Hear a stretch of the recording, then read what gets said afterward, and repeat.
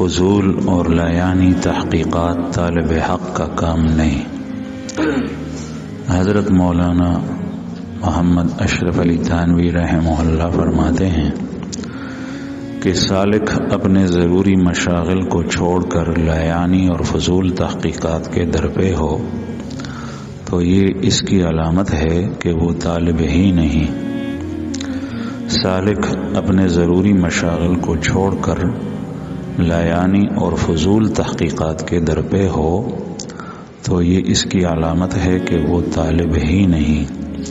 جیسے کسی شخص کے سامنے کھانا لایا جاوے، وہ کھانے میں مشغول ہونے کے بجائے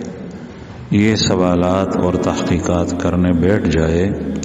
کہ یہ چیزیں کس بازار سے خریدی گئیں، کون لایا، کس نے پکایا، کس طرح پکایا، کیا مسالے اس میں ڈالے، تو یہ علامت اس کی ہوگی کہ اس کو کھانے کی ضرورت اور بھوک نہیں ہے۔ مولانا اشرف علی تھانوی رحمہ اللہ چدا جملے ارشاد فرمائی د سالک آغا کست ویلے کیگی چیغ اللہ طرف تتلل شروع کی چی کلا سڑے بیت شی